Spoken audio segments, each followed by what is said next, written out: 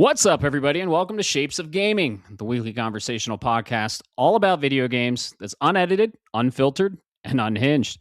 I'm one of your hosts, Matt Stenson, Neo Charge on PSN, and joining me for the very first episode of 2026, episode number 35, as always, is the Retro Gaming Encyclopedia, Bob Harriman, Leon Lyon Hartley on PSN.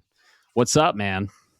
Just ready to see what 2026 has for us, dude. I am so excited for the games coming. Oh, yeah. Same here. I hope 2026 brings better things than 2025 brought. Game-wise, though, 2025 was a banger of a year. And 2026 is lining up very nicely. So, for this episode, we're going to basically take a look back, right, of what we played in 2026 and go through our stats. But before that, we have some beer we're drinking before we get into all this. What are you drinking, man? Oh, shit, beer. No, I'm kidding. I am, since the theme of the New Year's, out with the old and with the new kind of stuff, and with our upcoming venture across country, I was like, you know what? I got to start clearing the fridge. So I've been drinking onesies and twosies. I have one left, and I'm saving it for you because you asked. Yes. But tonight, I am drinking one of the last from Living the Dream, my Powder Run gingerbread beer. Oh, I'm saving it for you. The last one in the fridge is for you, and then I have one other beer we'll be cracking open on vacation here next week. But yes, clear out the fridge so that way I can start new next year with some fresh beer. Maybe something in the I don't know what kind of beers come out in January. There's a really good one. So a ton of winter beers. Bristol makes that Winter Warlock, which is one of my favorites. Oatmeal Stout. Usually it's like the darker beers, the darker ales that you drink. Colorado Mountain Brewery up north has a amazing marshmallow stout for their December. And I think it's either December or January themed beer. So, yeah. Cold weather is always all about the darker beers and the heavier ales. And I cannot wait to try that gingerbread beer because that's in the spirit of like Christmas and what a beer for that. I am drinking a darker, maltier ale from Odell Brewing called Isolation Ale. It's one of my favorite winter beers other than Winter Warlock. And Odell is, of course, up in Fort Collins. And it's just a really good, flavorful, amber, heavy ale. So that color, no one can see it, but it's almost like a red, honestly. Ooh. And, we haven't had snow in Colorado. Weirdly, the resorts, the ski resorts are hurting. But usually I'll drink this standing, just watching the snow fall and looking at the peak of the fucking mountain. There's nothing better.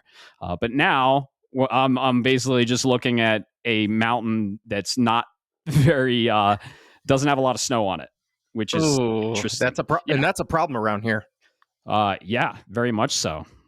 Dude, I've been going up to Breck and Keystone, and like half the runs are open, half the lifts are open. So I might go to Vail on the 1st, and some of those runs are closed too. So there's a whole ass ski resort Telluride that's literally just closed for the season.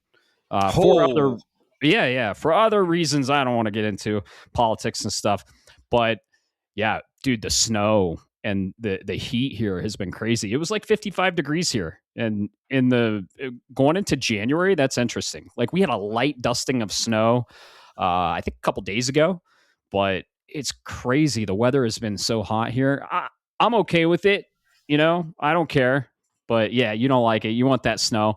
I want the snow too. I want winter to come, but who knows what's going on? We're coming out of an ice age, global warming. Who the fuck knows what's going on? But yeah, it's way hotter than it usually is. I think it's the hottest season on record for a while. So yeah. I know Denver broke that record on the latest snow by a country mile. That's scary because it's not just the ski resorts with the tourism that's impacted, which is the economy, but then it's also the water that we're going to have a lack of. So hearing this gets my anxiety ramped up tenfold, because if we do not get something and start getting hit hard and fast, giggity, we're going to end up with a really rough summer.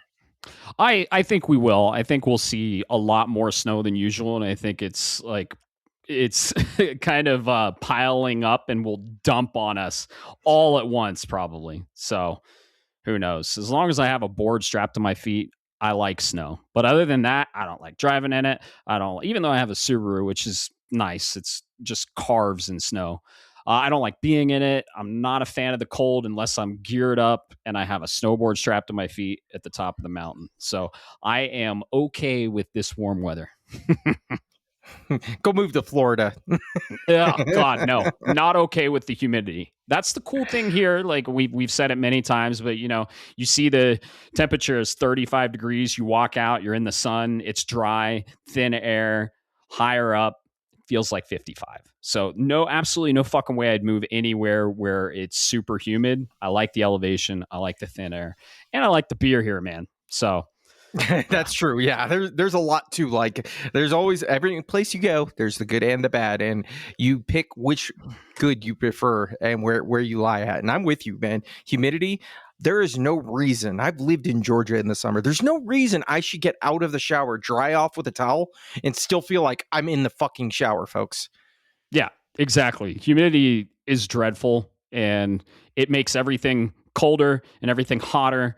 And I'm from the Midwest, so I know a thing or two about humidity. And summers there were muggy and dreadful, and then winters there, it got you to the bones, man. And snow would stick around for 3 weeks. Here, it falls like powder, and it's usually melted if we have a hotter day by the next day. It's crazy. So we'll see.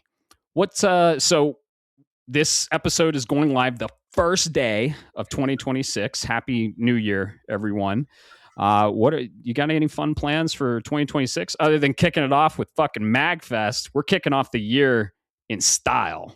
Yeah, dude. 2026, if I can get everything to line up, is going to be a banger of a year. It's going to hurt my game time for sure, because we've got MagFest coming here, and we're recording this the 30th, so we're leaving in less than a week to hit the road. And then in April, I am headed out with another friend. We're going to Vegas for Level Up Expo out there. I'm like, I've never heard of it, never been, but screw it. You paid for the ticket, I'll drive. So we'll head out there. And then, of course, naturally, there's a few other things in there that we're looking at. Maybe a concert or two if we can get our hands on it. Well, we got tickets to Master Boot Record. We're going. Oh, yeah, that one, too. I also am in the lottery, and I got to check. I won't know until next month, but I'm in a lottery through VetTix for 2 tickets, and I'm going to take the wife to see Jeff Dunham. Oh, nice. Very cool. In March.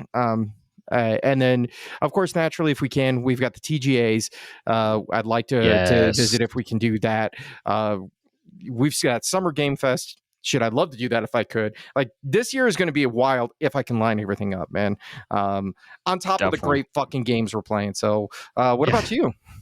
2026 is going to be busy for me. I might be moving again. Who knows? We'll see.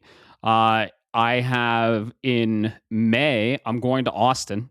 One of the gaming capitals of the U.S. Love Austin. Have a good friend, good listener of the show there. And I'm going to go see Master Boot Record again. I have tickets here. And then I think 2 weeks later, you know what? I was like, fuck it. I wanted to go to Austin anyway. If you've never been to Austin, it's an awesome place. I mean, every bar has like an NES hooked up to a TV and you can play it. Like their gaming culture there is incredible. Humidity, not so much. Would never live there because of the weather. Gets way too hot. Not a fan of Texas's infrastructure. So yeah, love it here, but I love the gaming culture there. And then we're going to MagFest in January. Want to go to the TGAs in December. I'd love to go to Summer Game Fest as well. But in October, Bob, I'm doing something I've always wanted to do, and I'm about to get my plane ticket. I'm going to fucking Japan for 2 weeks. Hell yeah, dude! Go visit the. Tell Miyamoto I said hi. Yeah, right. It's happening. I was thinking about going to Italy in the spring, but because I'm going to Austin late spring, I might not do that. And then I also have 2 tickets to the Final Fantasy Orchestra in June.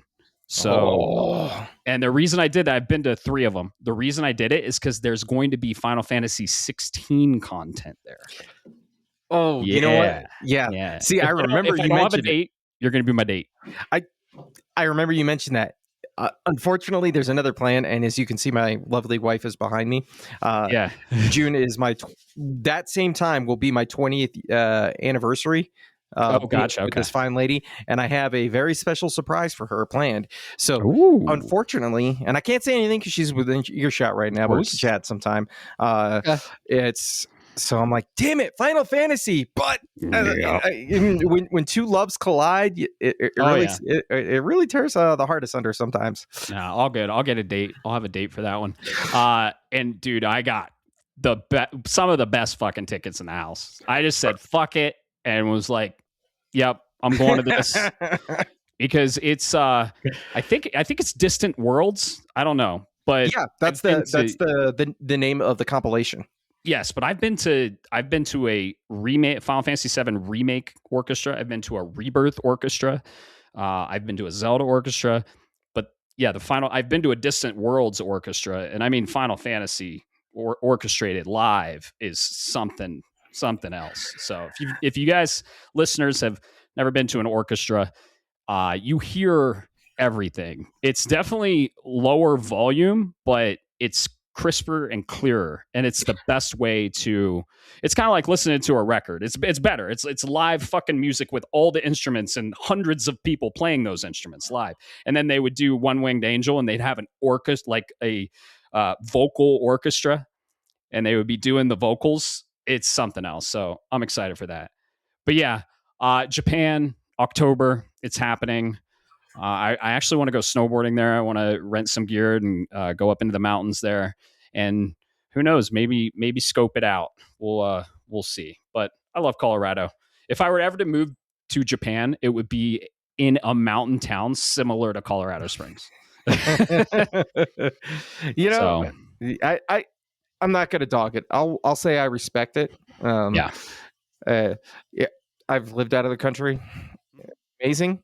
But the first thing I did when I came back is um, got a Christmas good thing. burger. Yeah, we went and found a good burger. Yeah, Um, and the thing that just irritates me is the stuff that you don't realize, the convenience things that you miss out on, and you don't realize you miss out on Mhm. until you don't have it.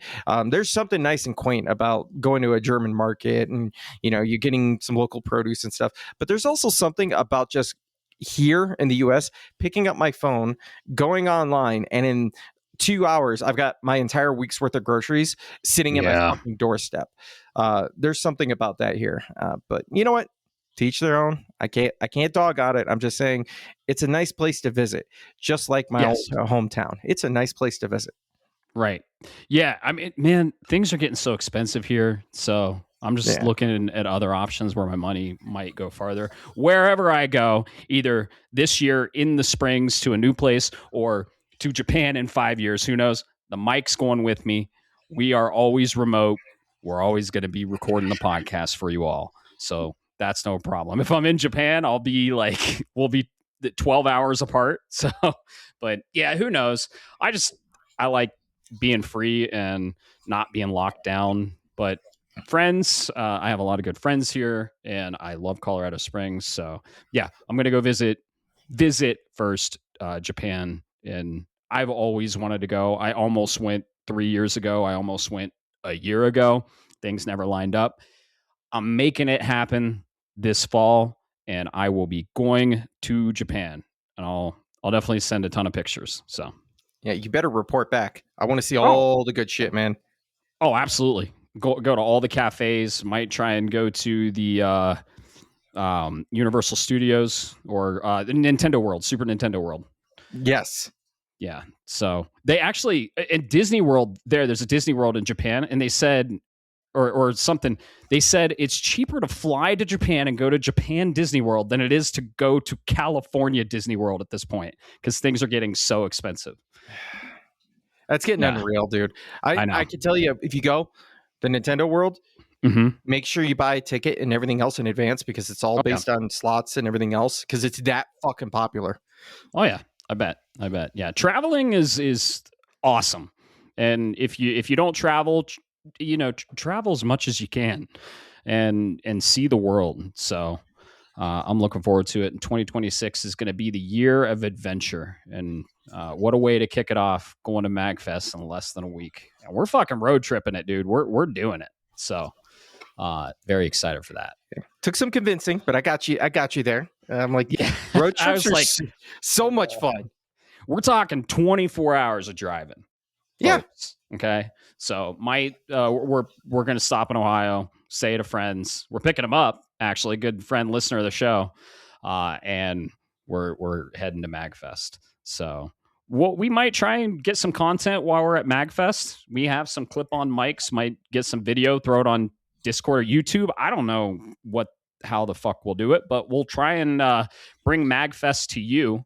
We're not going to be we're going to be focused on games and live music there. So, it might be a picture in Discord here and there, or we might upload a video. Who knows? We'll definitely report back in our next our episode after MagFest. Will be all about kind of like the post MagFest experience. Yeah. Looking at the calendar, that's what we get back, and it'll be the 11th or 12th or something. So there'll be a 16th. Yeah, there'll be enough time to do that recording in between. Get that and do a post. I mean, honestly, if you want, we can touch on that housekeeping right now, because I'm looking. Let's get right into it. Yeah, letting the listeners know. As you know, you're hearing us on the 1st of January. This is our recording on the 30th. We're going to we're going to talk about our look back on 2025, give you some cool stats from the PlayStation wrap up, because that's where we primarily play. I got a couple of things we can look at.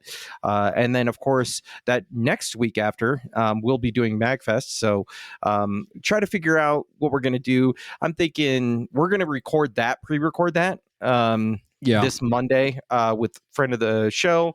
So we'll have a nice little special guest on, talk about our expectations and anticipations, because 2 or 3 of us, Matt, have not been there. So I know this is going to be exciting. And then when we get back, we'll talk about MagFest, and then going into the rest of the year. You and I talked about this. This first year was great. We did some good tier lists, if you will, and variations, so you can kind of get and my thought was, what do you know what kind of gamers we are, what are we feeling? But now after a while, the intro, but after a while that tends to wear off. You already know what I'm going to say. You already know Matt's going to say Final Fantasy VII's the best, and I'm going to say Final Fantasy VIII's the best, and then we're going to get into a fight. So I'd like to get more into some deep discussions about the industry, really hit some hard hitting stuff, and hopefully we can do that. And so if you guys got comments out there, definitely, or ideas and thoughts or questions, drop them in the Discord. Yeah, definitely. We're going to deviate away from the tier lists. Picking favorites is not great because art is so subjective, right? And every piece of art or every video game offers something unique and different, and picking a favorite doesn't necessarily say this is better than the other one, and it takes away from the second favorite, right? So we're going to deviate from tier lists and have more of a conversational based podcast of what's going on in the industry. Maybe a tech focused podcast of the gear you should have, or what you can game on, all kinds of stuff. We have so many topics. We have a list of it. So it's going to be a fun 2026, and I'm looking forward to it for sure. So, and then the 4th, we will have a bonus episode for you all, because it's that time of year, Bob. We got 5 people. We're ready to go. The fantasy draft is underway, and we will be drafting on a podcast and post it the next day. So you can hear our drafts for 2026 and then follow along in the Discord on the Fantasy Draft Section channel and look at basically follow the progress of the year, because we have pickups and we have counter picks, and it's going to be fun, man. So we will be also announcing the final standings and the winner of the 2025 draft on that episode. So look forward to that Sunday, January 4th. Should be a fun one. Yeah, no, I absolutely agree, dude. The 4th already. Can you believe it? We're already going to get into January? No, it's crazy. I'm not ready for this. Wait, I'm ready. I'm not. I've got so many. Can we just stop the games? I've got so many on the backlog from Christmas. Yeah. You got like 8 new games for Christmas. I still have some games I want to play, and yeah, our backlog is ever growing. But the one I'm very excited for coming up, the first one for the new year, is probably Dragon Quest VII Reimagined. Very excited for that. I was watching there's some new gameplay of it that just came out, and I was just like rubbing my hands together. I'm like, I'm ready. I'm ready for some turn-based JRPG Dragon Quest goodness. Because 3 wasn't my style. It's not that it's a bad game. It just wasn't my style. And I like written characters. So 7 has written characters. You have the classes. But yeah, couldn't be more excited for that. Let's see. We talked about Discord. We are on Twitch, and we are playing a game we're going to be talking about. We've been streaming that. We picked up some new listeners of the show, which is awesome. We're growing, and welcome our new listeners. If you're listening to this new this episode, welcome. We love having you, and thanks for all the tips in the game we were playing. But yeah, we have Discord, Twitch, and where can everyone join us if they're not part of the community, Bob? Well, if you're not part of the community, first off, you should be. That helps us grow. But you go join us by going into your little browser of choice. I don't judge. And you just go to shapesofgaming.com. And that's going to take you to the landing page where you are going to see all the links for all of the invites, where you can hear our beautiful voices and all of the stupid stuff we say along the way. You'll find our Twitch channel. That's where you're going to see us streaming and having some dumb, drunken fun. You will also find the Discord, where you can come in, have a conversation. We got community members that enjoy all different types of games, players who on all different types of platforms. So definitely come along. Just go to shapesofgaming.com and check it out. Yeah, we have channels diversifying across the whole nerddom, right? We have anime, movies, TV shows, trading cards, all kinds of shit. So if you're a nerd and you love anything nerdy, chances are there's going to be something in there for you and like-minded people to talk about it with. Yeah, you reminded me. Speaking of trading cards, by the way. Yeah, I am. So I got a. Well, I'm not going to give you a number, but let's say I got an obscene amount of Final Fantasy Booster play packs for Christmas. Shit! We gonna rip some of them? Oh, I ripped them all. Of course you did. You pull anything good? Oh yeah. I absolutely pulled some good stuff. And all I'm doing is, because I'm getting out of the game, I just want to get a set. I'm not going to master it. There's no way I'm ever going to be able to do that, because I don't have that kind of free funds. But it was fun, and then to fill in the different pieces, and like I pulled 2 different Sephiroth cards. Those are, I was like, oh, cool. One in here. And all I did was I gave all of the cards to Crystal, and I was like, here, go to our favorite card shop here in the Springs, and I don't care what happens as long as they're gone. And she's still got more to go through. She went today. She went through like a small stack of it, and she's already over $300 in store credit. Dang. Yeah, man, it's crazy. I'm like, I didn't realize that. And I guess people are like, ooh, hey, there's stuff I want. Can I look through? And I'm like, please go ahead. Because at the end of the day, I'll give it to a small kid and let him start the addiction. Yeah. Yeah. First hit's free. Oh man. I got out of TCG, the Pokemon. I did recently get out of it. The last master set I chased was Scarlet and Violet 151, and I did get the master set. I compiled it, so I still have that one. Yeah. Yeah. Dude, that's awesome. That's Yep. hang on to that shit. That's Yep. I mean, not just the monetary value, but the feel of the chase, the memories, right? Exactly. Yeah, When it you was the first. It was the first set that did the Pokedex number correlated with the card number, yeah, and that is awesome to me. So yeah. I will tell you too. Now you mention it. I got Crystal in exchange. I ended up giving her a bunch of Pokemon to rip for Christmas. She was nice. ripping Phantasmal Flames, which is that newest set. Sure. Yeah. She rips open her first pack, and I'm in the living room playing games, and all I hear is "oh!" And I was like, "Wait, what's going on? What's going on?" She pulled the chase card, the Charizard EX, in the first fucking pack. Wow. I was like, "Wow!" The And one with all three evolutions. the black background one, Yeah. that's all on fire. Yeah, the one that's $425. Uh-huh. Yeah, Dang. awesome, right? Yeah. There's more to the story. Yeah. I'm sitting back. I'm like, that's awesome. High five. Everything else. We're cheering. I go back to playing my games. 10 minutes later, I hear, oh, she pulled a second one in the same fucking day. No way. Holy crap. I was like, there's no way you could top this. Like, Wow. The chase card for the set, the Mega Charizard SIR. Yeah. Wow. That's incredible. And 2? Holy shit. I've cracked so many packs and I pulled the chase card once out of a set. So that's insane. Good for her, man. Yeah, that's right here. It's on TCG Player. I'm looking at it right now. It's the Mega Charizard XEX. Mm-hmm. And on TCG, it's going for $475 right now. Pokemon's so expensive compared to any other, but I could believe that. I was like, dude, that's amazing. And wow. I'm like, go get a lottery ticket while you're at it. Yeah, because I mean, she can choose the best one, the best centered one, right, and then trade in the other one and basically pay for what you bought all the shit for, right, and more probably. Yeah. She's using it to trace through and basically complete the set. Oh, now. She's here and she's showing me.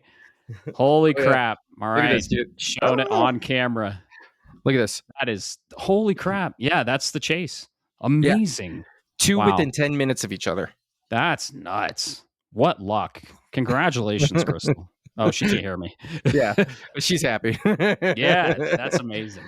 Hell yeah, dude. That's awesome.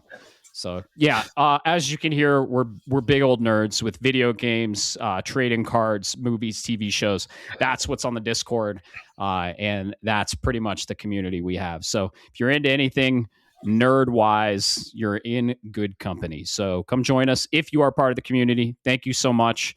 We started this in mid 2025 and we've grown exponentially. So we are looking forward to more growth in 2026, and we love creating this community and hanging out with you all. So thank you. We appreciate you and keep the conversation going. So, yeah. All right. So wrap it up then? Yep. That's been episode 35. Thoughts and prayers. Have a good 2025. No.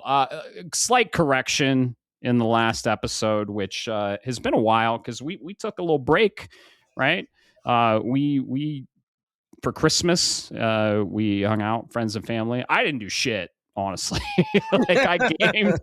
I didn't do shit. I went out, ate a good meal, and then pretty much gamed. I dove into some classic titles that I'll talk about in the what we're playing, which we'll get into. But yeah, it's been a while. We skipped a week, but we're back and we're kicking off 2026 with a look back. But correction, I said the Game Informer cover was the new Warlock game. I was mistaken. It's the new Warcraft Warlock, whatever. I think I was drunk or something. But it's for the Warcraft expansion, and I guess this is a big expansion. So yeah, that's a correction. The game now I'm less excited because I'm not into Warcraft. But if you're into Warcraft, the Game Informer, the next cover is going to be, and the issue will be revolved around the new Warcraft expansion. So that's a correction. Other than that, let's talk about what we're playing because we've been playing a lot, right? Just a little bit.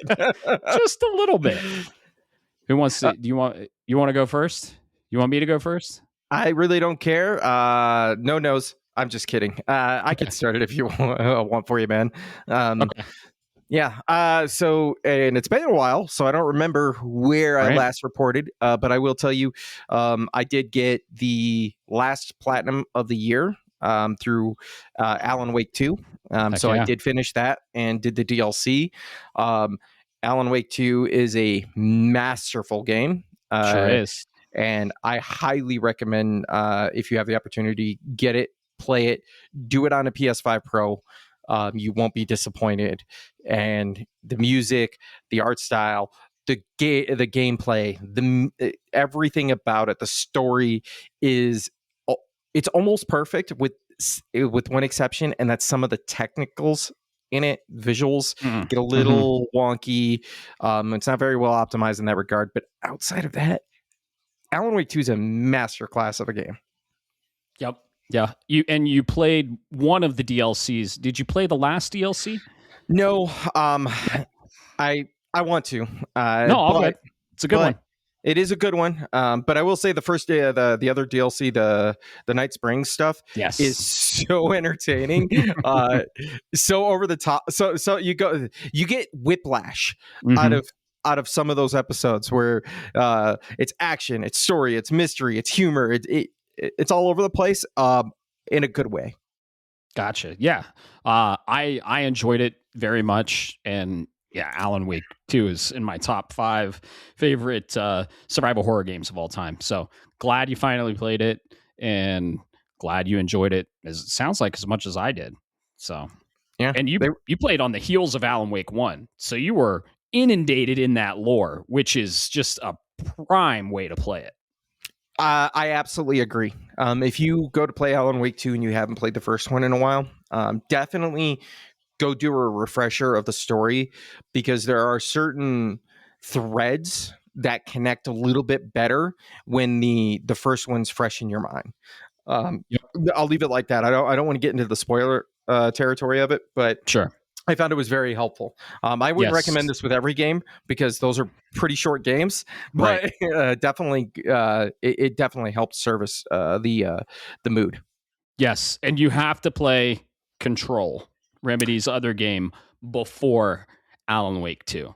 So if you've played Control and Alan Wake and you're going to 2, maybe do Alan Wake 1 as a refresher, because that story is pretty intense.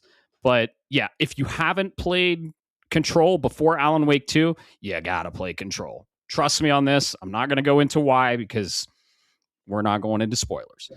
It goes Alan Wake 1, the DLC for Alan Wake 1, Control, the DLC for Control, then Alan Wake 2.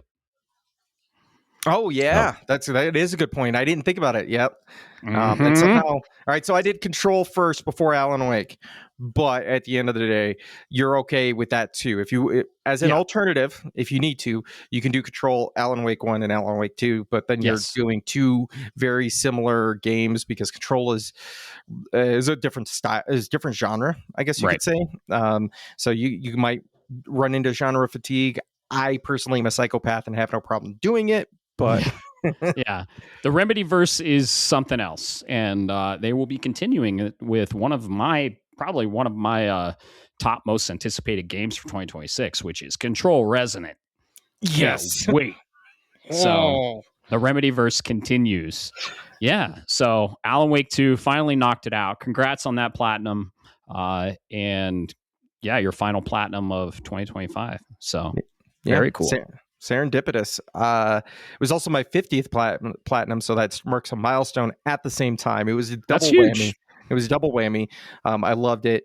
But yeah, touch based on there. And then when I got done with Alan Wake, I knew I had to go into a palate cleanser. And it was right before Christmas, so there was really not much I could play because I knew there were games coming. And I happen to have a copy of Shinobi Art of Vengeance laying around, and said, you know what, let's give this a shot.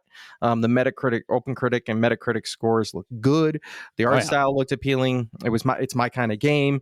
And I gotta say, man, this game, there's no nice way to put it. It fucks. This game is I like amazing. to hear that. I played the demo. I played about 2 hours of the demo on Switch 2, which it technically isn't a Switch 2 game. So it was the Switch 1 version of the game on Switch 2. Looked like crap, ran very well, but everything I played, I was very interested. So I do own the game, and I think I might play that, kick off 2026 with that. I think it'd be good because it's a matte game. So for those that I'll set it up. So Shinobi, you play as Musashi. Wait, let me guess. You play as a Shinobi. Yeah, you play as Joe Musashi. The world is invaded, and you got to take out the bad guys. And this game is a 2D platformer. But what I think really hooked me and kind of would get you is it's got a sense of a Metroidvania DNA into it. So as you play the game, or as you're going through, you have different zones, and inside these zones are several stages. When you complete certain stages, and as you complete certain milestone marks, you're going to get access to an item that's going to allow you to go through an obstacle of some kind, a hazard, a long jump, or whatever, right? You'll be able to do that. And then that'll allow you to access other areas of the other levels that you can go replay. And there's a map that you can pull up that shows. And what I really appreciated about this is I don't have to put markers down. If there's a wall that's breakable, but you don't have the ability to break it yet, it shows up on the map. So there's no guessing. That's awesome. To make collectibles even easier, they colored zones of the map so you know there's a collectible in that area without telling you where it's at. So kind of like the Resident Evil games on the map. When you haven't cleared it, it's red, but when you clear it, it's blue. Love that. Yeah. Oh my God. You're definitely pushing me towards this game for sure. And if it's a zoned Metroidvania, and you can revisit areas you've gone through. Yeah, you can revisit. Very cool. In fact, replayability is kind of a thing. It's encouraged because there's only, I want to say it's short. It's like 10 or 12 levels. Okay. So it's very digestible. The make or break for this game is if you go for the platinum hunt. This is a difficult platformer. There are some. You remember some of the difficult parts of Metroid Dread? Yes. And Persia. Yeah, they kick you in the nuts. Those are puppies compared to some of these other ones. I wonder how they would compare to Hollow Knight. You've never played Hollow Knight, but Hollow Knight has some of the most challenging 2D platforming I've ever played. Okay. Like Yooka-Laylee and the Impossible Lair, and Prince of Persia and the Lost Crown. Hollow Knight is by far the White Palace, the Path of Pain, they call it, is unbelievably hard. Okay. Yeah. So we'll see. I'll see how it compares because I'm going to play it. Yeah, I don't want to necessarily spoil it, but there's like one where you got to do a bunch of. I'm not gonna, I don't want to spoil it, but let's just say some of those you get deep into those runs on some of these secret areas, and you're like, all right, I'm in a good spot, and then you mess it up, and then it's like, cool, congratulations, you got to start all the way back at the beginning. Dang. Yeah. So the platinum chase, that's a thing after I beat the game, right? And I'll talk about that process when we go into the trophies and everything for the wrap up. I was going to go into the process, the platinum trophy hunting process. So I think didn't we have a fucking main topic on that one time? I don't know, dude. I can barely remember what I had for breakfast. Yeah, I know. We'll give you a refresher. But if you remember, folks, let us know. Yeah, exactly. Yeah, what the shapes of gaming lore. We're gonna have a lore master out there. It's like, actually, in episode 13, 1 hour and 15 minutes in. Who knows? Matt said the N-word. Right. Never? Is that what you're talking about? Yeah, never. No, you said Nintendo. Yeah, Nintendo. That's nice Yeah. shirt, by the way. You got a Nintendo 64, got the Nintendo 64 logo on there. It's awesome. Yeah. Thank you. I'm glad you're enjoying Shinobi. Sounds like my kind of game. It's high on the list. It might actually be my next one. We're playing the co-op game we're going to be talking about, and then I just finished my single player game, which I'm going to be talking about. So I think that might be next. Yeah, no, I think it would be a good one too. Because if I'm looking at it, and I've got I think I have my stuff right here. Oh, never mind. I was going to say it's a very short game. We're talking under 20 hours to get That's perfect. everything without chasing the platinum. The Okay. platinum is where it gets rough because you've got to do there's a speed run mode that you got a trophy that you got to do. There's arcade runs, there's arcade run challenges, there's all kinds of cool stuff to keep you going, Yep. if that's your kind of thing. But definitely go check it out, folks. If you like 2D platformers, I know you do, Matt, and this one is hard. This is worth your time. And in fact, excellent. I think, and I see now why it scored higher than Ninja Gaiden and Ragebound, because this game, outside of like 2 technical bugs I came across, and we're talking very, very minor stuff that I was like, that doesn't bother me too much. This game is better than Ninja Gaiden, and I never thought I'd say that in my lifetime. A Shinobi game better than Ninja Gaiden? What are you talking about? Wow. Yeah. Huh. Sega knocked it out of the park, it sounds like. So that's awesome. Yeah. Let's see. Oh, you know what? Before we get into our shared game, got one other one to talk about. It told you folks, I've been gaming like mad lately. That's what it's all about. Yep. I am doing 2 different runs. One, a game playing with you and on stream. And we talk about. I'll let you lead into it. But that's Remnant II. And then I've been picking up, and I had this whole stack of games from Christmas, and I was like, I don't know what to play. And my son just immediately, Dad, just play Outer Worlds 2. And I'm like, sure, why not? This is the sequel to Obsidian Entertainment's original Outer Worlds. Came out in the I want to say 6 years ago, something like that. I'd have to go look it up. And this is a very, I want to say, it's not a serious. It's a comedy based Fallout style game and what I mean by this is it is a shooter, open world RPG with quests, first person, just like a Fallout, just like a Bethesda game, Elder Scrolls and Oblivion. The difference is it's got a sci-fi aesthetic to it. And in this one, you are playing it's a non-written character, so it's not a Matt game, I'll tell you that much. But you are playing a member of the Earth Confederation, and you get thrown into this whole mix, and you're in a space colony, and you're dealing with interplay politics of different factions. So you have this like zealous religious faction of people who believe that the answer, everything in the universe can be solved through math, and that through the great equation, they're gonna unlock the secrets to the universe. You have corporate dystopian entities that are kind of overlooming different planets and colonies, and I mean very cyberpunk corporate dystopian. Corpos, nice. Yeah, very much like that.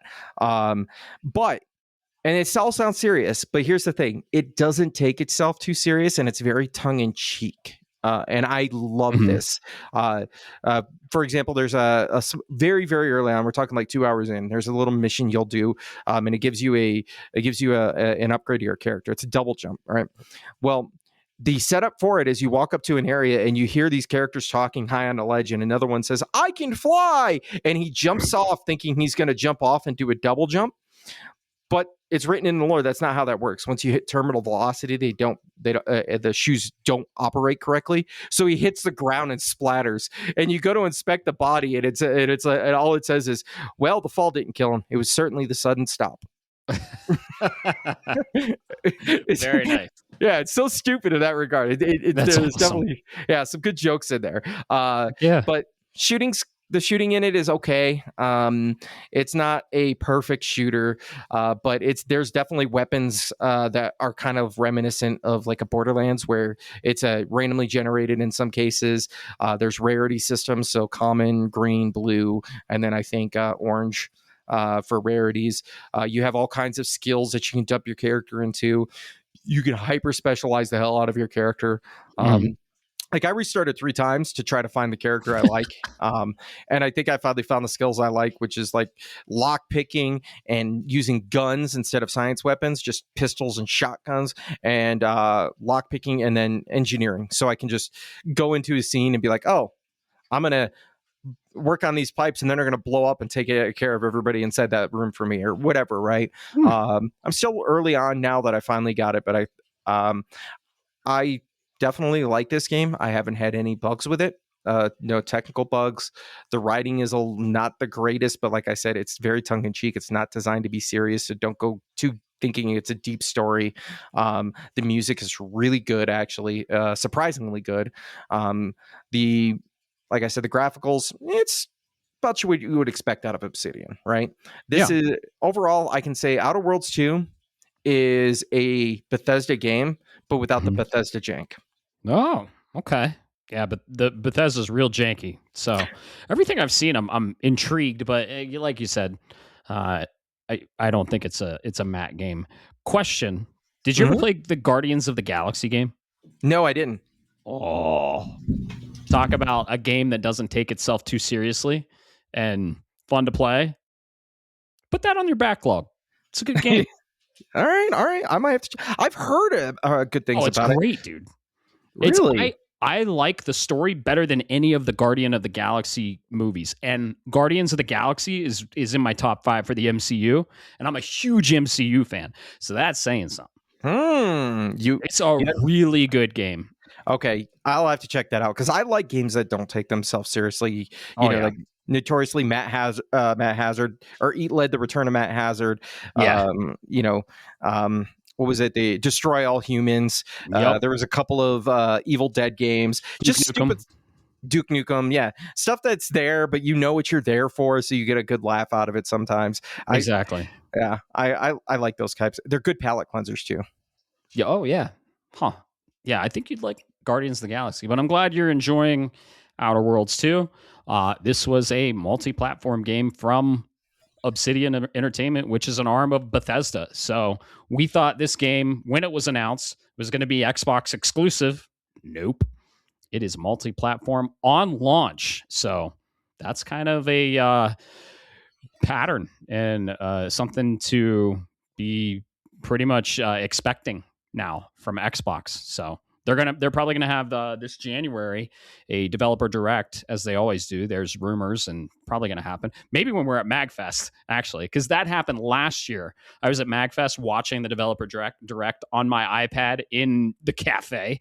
So yeah, we'll see. But the Xbox events are basically PlayStation events now. So They're the platform events, and honestly, I yeah, fucking love it. I'm me too. not saying I feel bad for if you're a diehard Xbox like console player, but at the end of the day, I feel bad for you because you're not getting everything else that everybody else is getting. There's not a cross pollination. We're only getting it the one way. But Microsoft is putting out some. Or rather, Xbox is their entire gaming division. They're putting out some good games, and people just are hating on Xbox that it's pissing me off because Outer Worlds 2 Yeah. is amazing. We Shadow dropped Oblivion remastered. Halo is coming. Forza Horizon was one of the best-selling games on this on PlayStation this last year, Yeah. which is unfucking real because it's a 5-year-old game. Uh, there are some good games coming. Haters gonna hate. They're always Yeah. gonna bitch. Twitter's not real, or X, or Twix, or whatever the fuck you want to call it. Yeah, just play the games you want, enjoy the games, whatever plastic box you play on, doesn't matter to us. As long as you're enjoying the content, you're really consuming the art. Just yeah, and then talk about it. That's what we're all about. So yeah, I love the multi-platform stuff. Exclusives are important, and as long as they come to the console or other platforms eventually, awesome. But yeah, Xbox, dude, we're getting Halo this year. We're getting Forza Horizon in Japan this year, which I'm really excited about. So, yeah, Xbox. We'll see what they announce. Should be fun. But yeah, Outer Worlds 2, man, you've been on a gaming spree. Yep, big killing it. And then of course, I'll let you lead off. But yeah, playing for something like a 14-hour session. But yeah, that's it for now. I'm loaded up. Now we're gonna go to MagFest, and then I'll come back and get back to some more gaming afterwards. So we're gonna be doing gaming at MagFest too. So trust me, yeah, it might not contribute to the PlayStation gaming, but we're gonna be gaming. All right, that's fair. That's fair. It's a free fucking arcade the size of Walmart, open 24 hours. Just give me a Street Fighter Alpha arcade cabinet. Everything is there, and I'm fucking happy. Everything is there. So just you wait. Yeah. I got my last platinum of 2025 as well, and it was my 15th platinum for the year, which we'll talk about on the Wrapped, and that is Ghost of Yote. So, yeah, finally finished Ghost of Yote, platinumed it, and I got to say, this game has a slow start. It has pacing issues. It has golden path navigation issues, and if they move just a couple things around and pointed you in different directions, it would be amazing. It's a little confusing in the beginning, but holy shit. Okay, this game has 3 chapters. Okay, chapter 1, it's okay, slow start, it's teaching you a lot, dude. Chapter 2 and 3, holy fucking shit, it is really good, and it saved this game for me. Could be in my top 5 of 2025, maybe top 10. Yeah, this game's great. If you love the first one, you'll love this one. I would recommend that don't look anything up, but maybe if you know me, ask me or someone that's played and said, which area should I go to first? And we're going to point you in the right direction, because there's a point where you have to go through two areas, like just beeline through an area to get to another area, and that's the actual golden path they want you to go on. So if they would have moved, it's open zone, right? You have different zones, and they give you a little bit of freedom, right?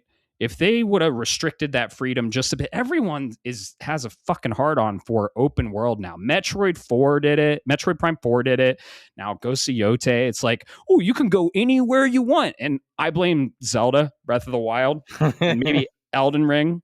But yeah, make it open zone, give us a playground, and point us in a specific direction, right?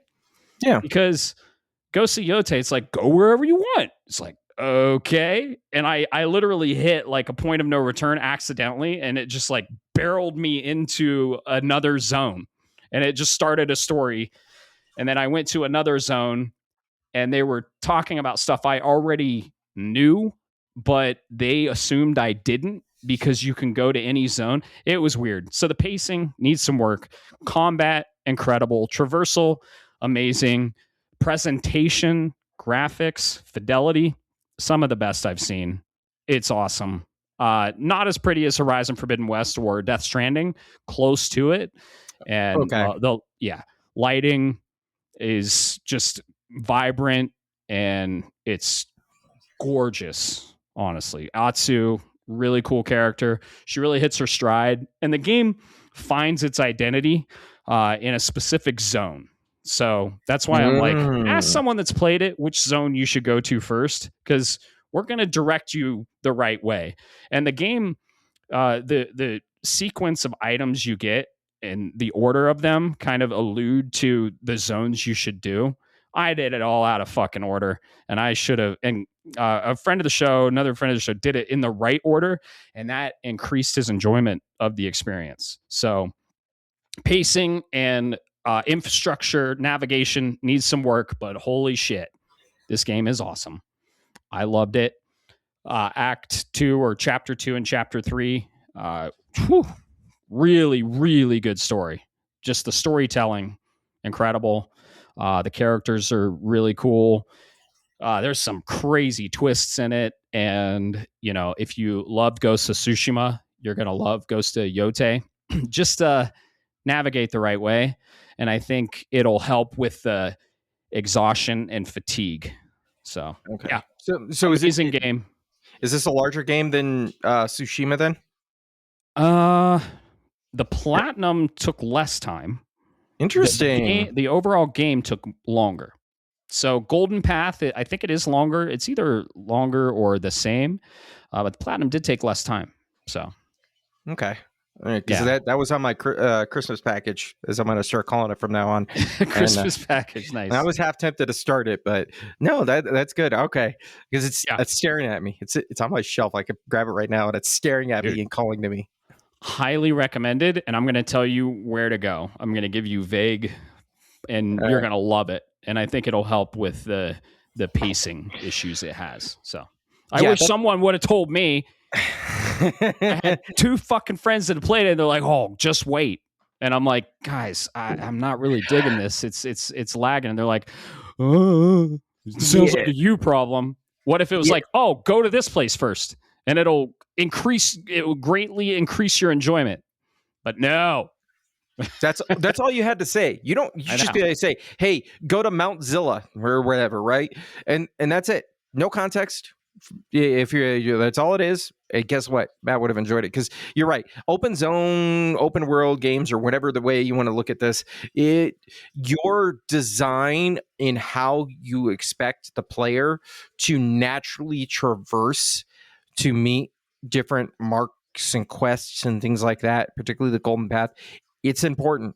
You do not want to do you've never played New Vegas, man, but New Vegas is notorious because you do this little part on the map, and then they're like, all right, cool, you need to go to actual New Vegas, and it's all the way on the other side of the map, and they tell you, hey, the game tells you, we recommend you do this, basically a big perimeter to get there. That's and you're like, most players, and this is why it's memed on in the community, most players are like, no, why the fuck would I do that? The best place to go is a straight line. And if you go in a straight line, you end up going through an entire den of death claws and just get wrecked. That's awesome. Give us those barriers and give us those hints and recommendations, right? If Ghost of Yote was like, maybe, and God, they handhold the whole time. Atsu is like, I need to go here, but it depends on which zone you trigger when she starts hand-holding. Just increase the hand-holding a bit and say, maybe I should go to this area first. But no. So. Shut up, Aloy. I mean, Atsu. Yeah, exactly. Great game. Highly recommended. It picks up for sure, and just go the right way. You'll be fine. The combat, awesome, and some of the abilities you get late game, whoo, you become a fucking badass. Let's just say that. So, damn it, I'm looking forward to it, man.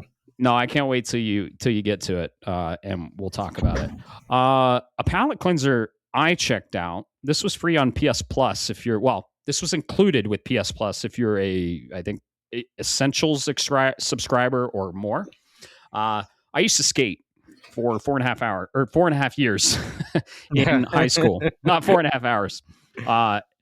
And I'm a big fan of skateboarding. Played a ton of Tony Hawk's. Played skate back in the day. Well, this developer, one guy, Sam Ing, developed a game called Skate Story. And it's published by Devolver. And if you know anything about Devolver Publishing, they know the good games, and they usually publish some good shit. I heard good things about this game. I'm into skating. Checked it out. And it was included with my subscription. So awesome. Checked it out. This game is fucking really fun. And it's crazy, and it's literally an acid trip. So you are a demon that goes under contract with the devil, and you're in hell, and you are skating towards the moon to eat it because it's too bright and you want to sleep. I love that. That's all you need to say. I'm on board. Get this. When you go under contract, you turn into a glass demon, and you have to skateboard to the moon. So anytime you hit just a wall or anything, it shatters. And then, yeah, it's awesome. It's got some heavy adventure elements, I found.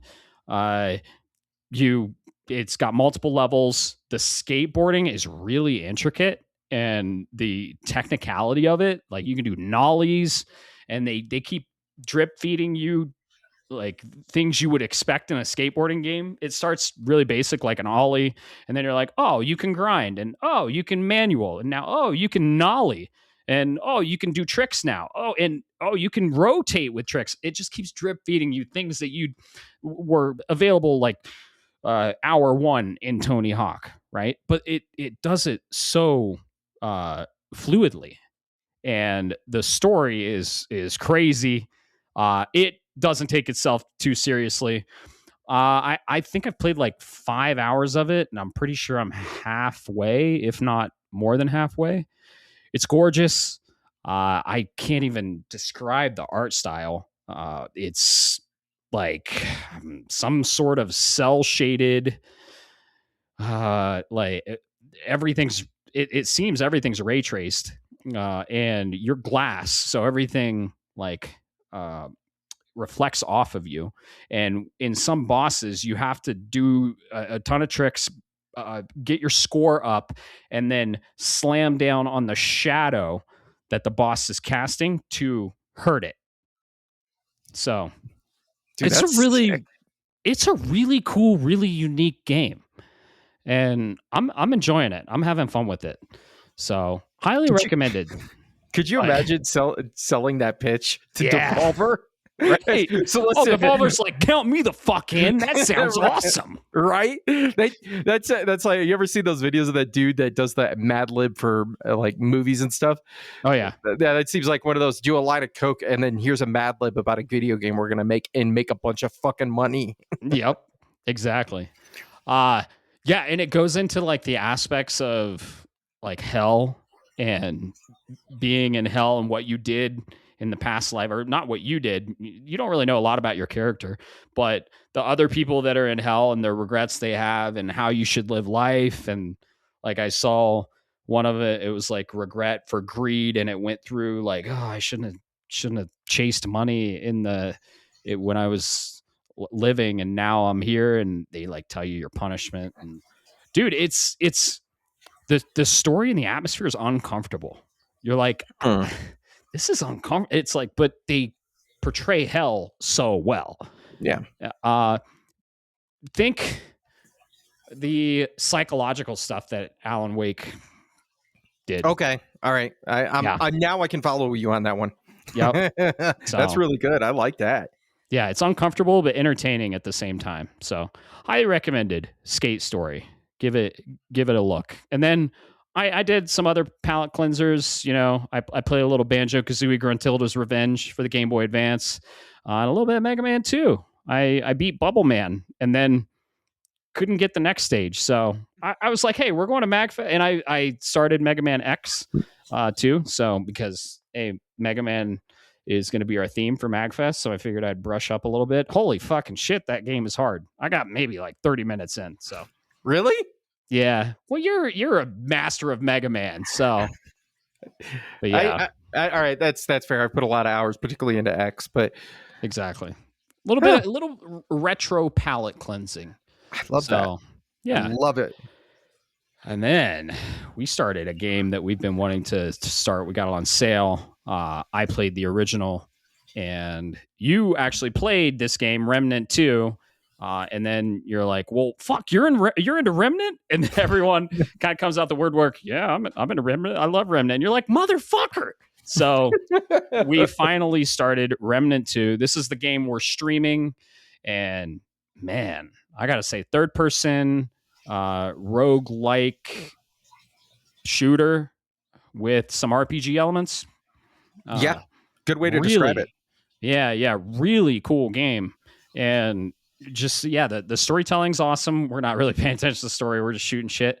And just the designs, the animation. The animation is what, it's an indie developer, Gunfire Games. They made Evil West, which another game that I want to check out that I've heard really good things about.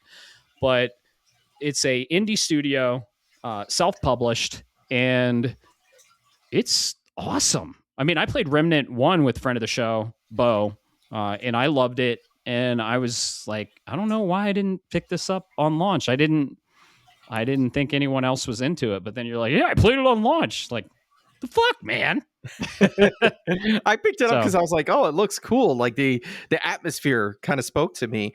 yeah, this game came out about 2.5 years ago, and what a hidden gem.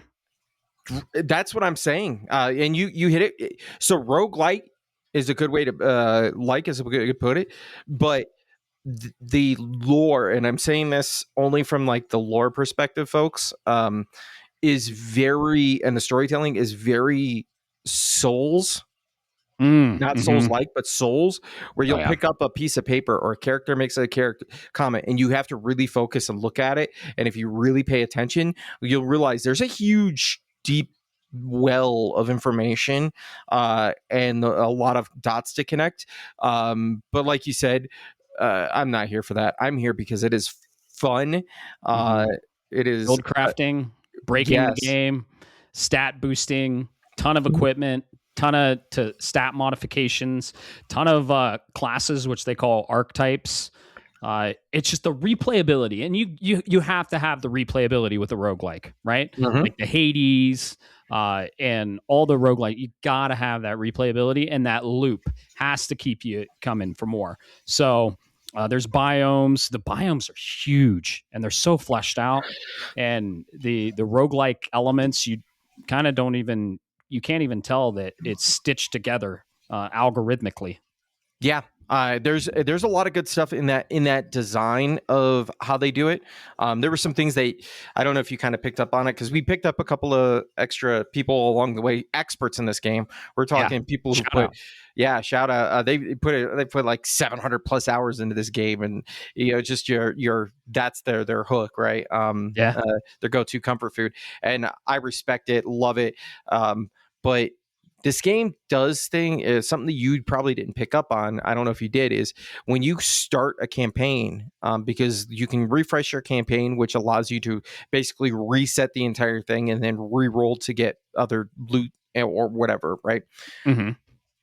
Your starting zone, that very first zone on that very first biome, determines the storyline that you're on and will determine if you know that, and that's essentially your seed, and then from there what other biomes and what bosses you can expect to hit.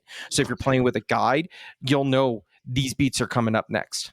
Yeah, we need to re-roll then because we got the same exact starting area twice. No, it's that same starting area, but there Yeah. are different the side areas will be Mm-hmm. different from Right. our, like, there's a, let's say, I'm pulling a number out my ass. Let's say there's 10 side areas for that specific biome, and Sure. each run only gives you access to 3 biomes. It's going Mm-hmm. to re-roll, and you'll have those 3 different side areas. It's huge. I love it. I love it. Yeah. Yeah, the gunplay, awesome. Third person, I like third person shooters. It's really tight, and dude, the boss designs, the boss fights, and just like I said, the animation is top tier, man. It does not seem like an indie single A developer. Like it almost seems triple A. Like it is, they knocked it out of the park. It's really good. Yeah, surprisingly good. Yeah. I couldn't believe it. I was blown away. I played 70 hours of it before, or something stupid like that, and then you're like, Right. "Hey, let's play," and I'm like, "Yeah, let's play," because I love it's addicting. It's like you just want to do Yup. another run. It's like any Uh-huh. other roguelite, which is why I love them. You're like, "Oh, I'm going to do one more run because I might get something Exactly. better." One Oh, more. I'm going to, yeah, one more. How far can I Yep. go this time? Yep, exactly. We're gonna play it after we're done recording, actually. So, and man, we did a sesh. Let's just say that we did a 14-hour sesh. We stayed up till like 7 a.m. We started the day before, and we just fucking powered through. It's that fun. When a game like pulls you in and hooks you like that, it's special. So yeah, Remnant 1 is great. If you've played it and you haven't checked out Remnant 2, Remnant 2 improves upon everything of Remnant 1. It's just a huge upgrade on all aspects of what you loved in the original Remnant. All the DLC is there's a ton of DLC. There's like 4 DLC packages.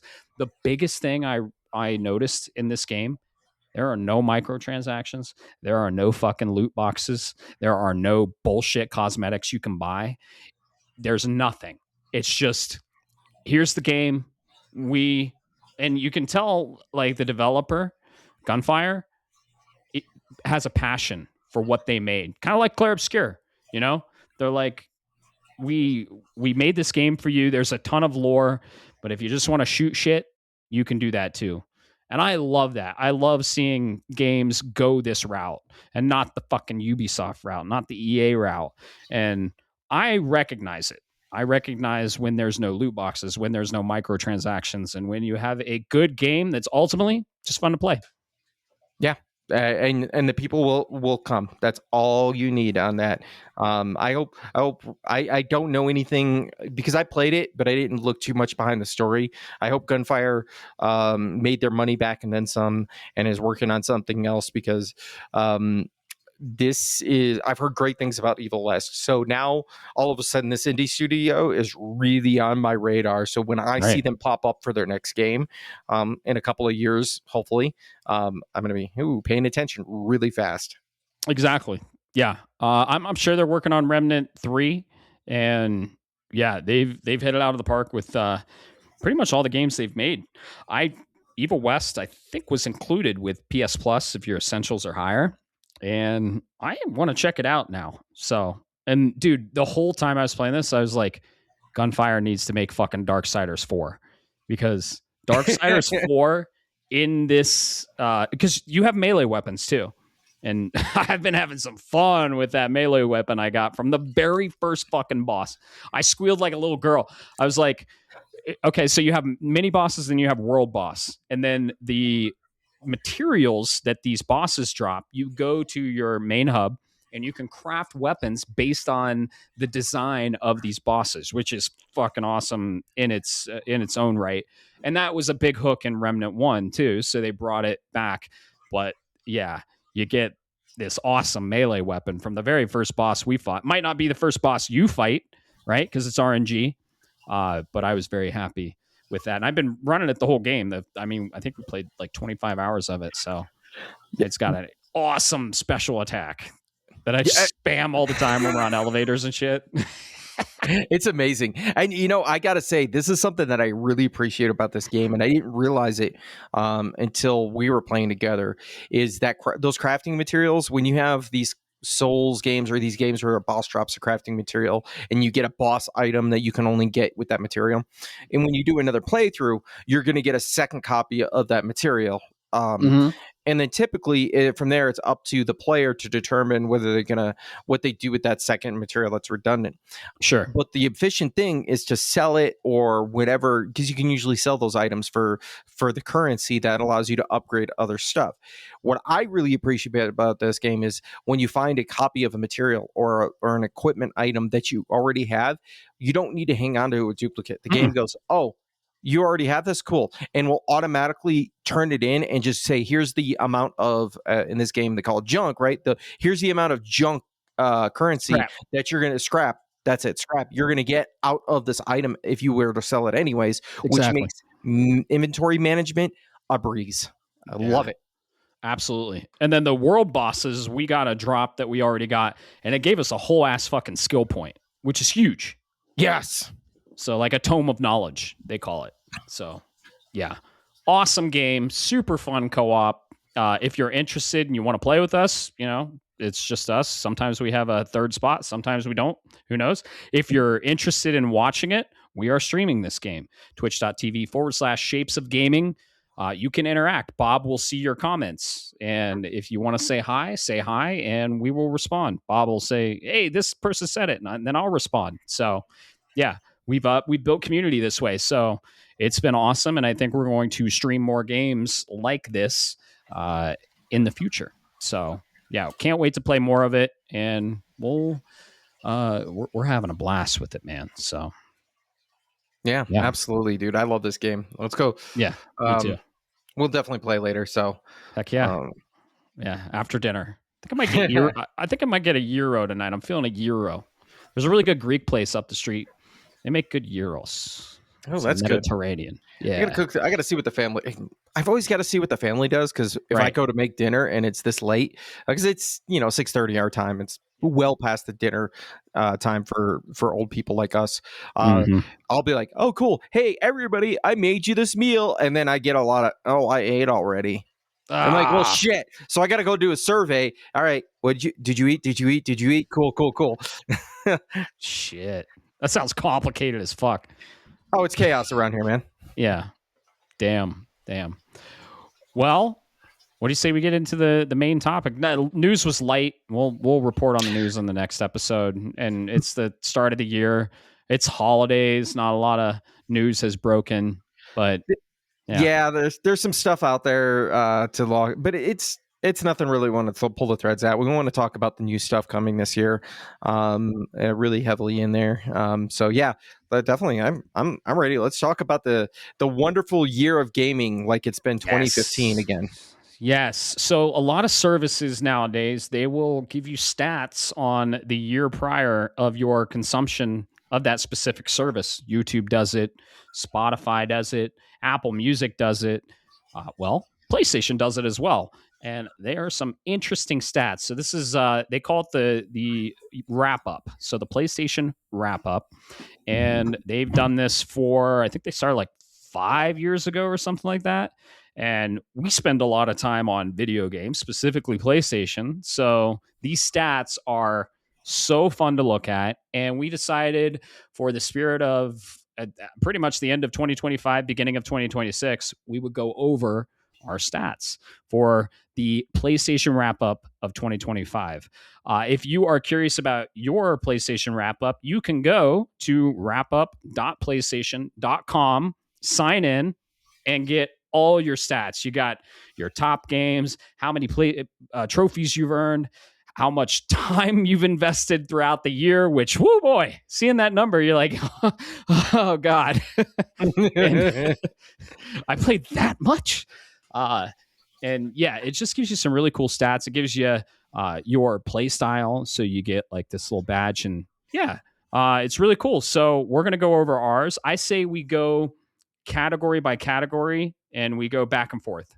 So Yeah, sure. yeah. Do you want me to start, or do you want to start? You start this dance, man. Okay. Okay, awesome. So yeah, wrapup.playstation.com. This is the 2025. And the cool thing is they released this about a week and a half ago or something like that. And it is going to keep updating until January 1st, 2026. So that's cool. Before it wouldn't do that. I think they started it last year. But yeah, these are the stats for 2026. First up, it's the amount of games you played in 2025. So in 2025, I played 48 total games, 33 on PS5, 15 PS4 games on PS5. I'm always on my PS5.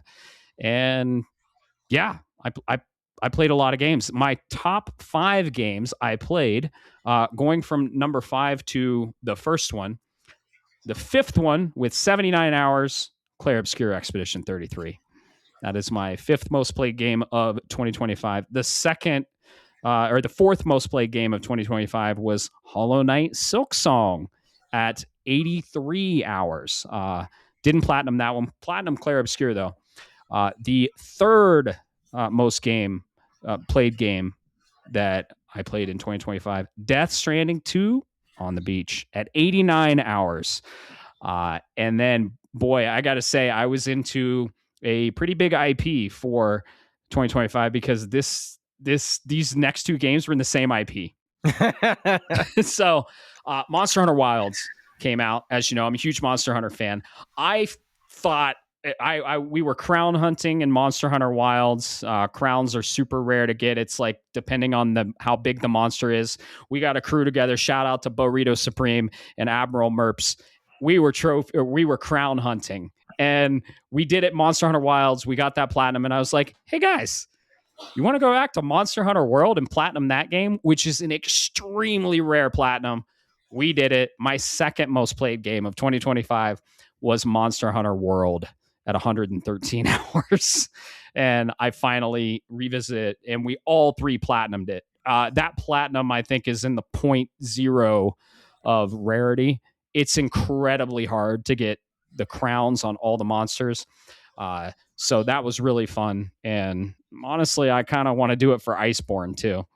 Which is this is the main expansion for Monster Hunter World. Monster Hunter Wilds, of course, released 2025. It is the amazing sequel for World.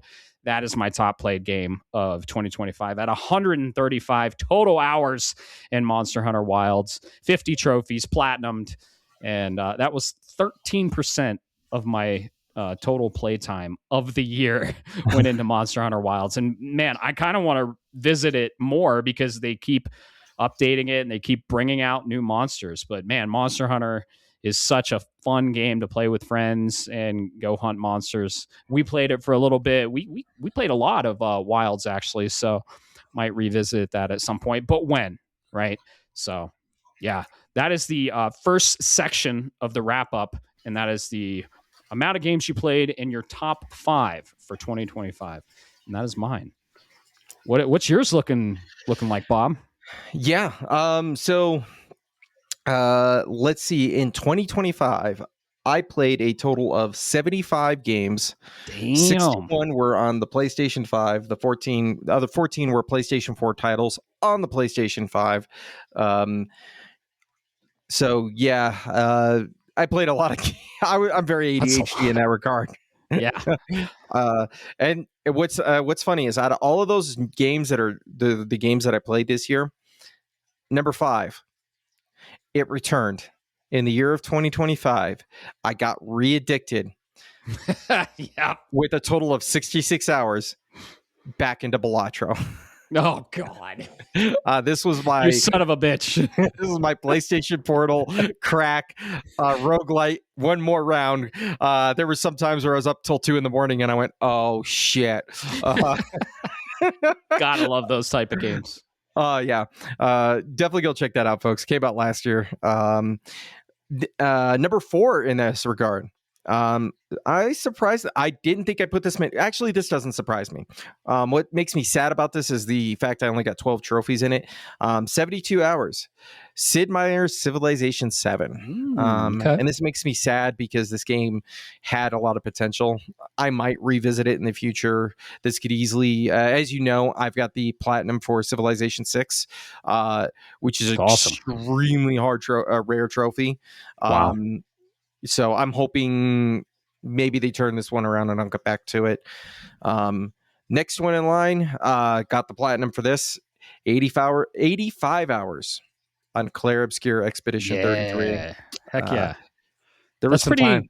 We're pretty similar because I had 79. You played 6 more hours than me. Heck yeah. Yeah. I needed to get good apparently and just struggled on some stuff. I'm just kidding. I have no clue. I explored the shit out of that. And who knows, right? This is how long the app's been open, and they will round up. So if you play 4 hours and 1 minute, it's going to clock at 5.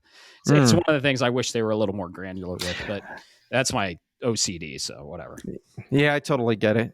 Number 2, beloved franchise of mine. It came out. I knew I was going to play it. I'm honestly surprised I didn't get the platinum for 1 and number 2. I'm surprised I have less hours in this than I thought. And that's Borderlands 4 at 86 hours. Okay. Really loved it. We played it. I want to get back to it. It's just a matter of when. Because maybe when that the actual large expansion, the story expansion comes out, we get back into it. And that's another game we can stream for everyone too. Yeah, I'd be totally down to do that, man. Especially, we'll see how it goes. Let the expansion come, and then we'll go from there. Exactly. And then number 1, it was my game of the year. I got the platinum, 132 hours in Death Stranding 2 on the beach. And you know what's scary, Matt? What? That counted for 9% of my total playtime. Holy shit! Dang. All right. So definitely loved it. It was, God, what a year. Only one of these games on the list was from last year, and I don't know how it snuck in there. Right. One of the games on my list was 10 years old. Monster Hunter World. Yeah. or 6, 7 years old. I think it came out like 2016 or something like that. I don't know. No shit, that's 9 years old. Fuck. Oh, dang. Cool. That's a lot of games, man. uh, I, I don't sleep, folks. Nah, sleep is for the weak. Uh, nice. Yeah, dude, Death Stranding. I didn't go for that platinum. I didn't go for the platinum in the original either. I played it and then I revisited it when I kind of wanted to uh, enjoy the package delivering loop again. But I had to put it down. I think a game came out, had to put it down. But I do plan on revisiting Death Stranding 2 and platinuming it. Incredible game. So fun. Gorgeous. Story. Amazing. Yeah, and Top it is. three of the year for sure. Yeah, and it's worth the platinum chase. I really believe it is. Yeah. I saw some of those missions. I saw the one. I saw the one mission. Yeah, you know, yeah, I know what you're talking about. Yeah. Yeah, it's called Impossible for a fucking reason. My God. We'll see, though. We'll see. The next segment, there are 1, 2, 3, 4, 5, 6, 7 segments. One of the segments doesn't matter. It's just an ad for PS Plus. So 6 total segments. The next segment is your gaming style. And to the surprise of no one, I got the gaming style of role player RPG. This is basically, they categorize the games, and if you play a lot of the same type of games, you're going to get this gaming style badge, if you will. Role player RPG. You spent 34% of your game time forging your legend through epic quests and hard-won battles. Claire Obscure was on this list. I think Monster Hunter is technically considered an RPG, more like an ARPG, but RPG in its own sense. So I'm not surprised at this badge. I love RPGs. It's one of my favorite genres of all time, especially turn-based RPGs, and we got one of the best ones in a while this year. So not surprised with this badge. What was your badge, Bob? So I got to ask, what before I reveal, I got to ask the icon that's next to your thing. What is that icon for you? It's got a knight in armor with a party. Looks like a mage, a knight, thief, some sort of creature, and the knight has a huge broadsword fighting a really cool looking dragon. So, that is awesome, dude. I like that. You described it well. There's not much I can describe. I'll describe my icon first for you. It is I'm assuming human, but humanoid in a spacesuit, going through clouds.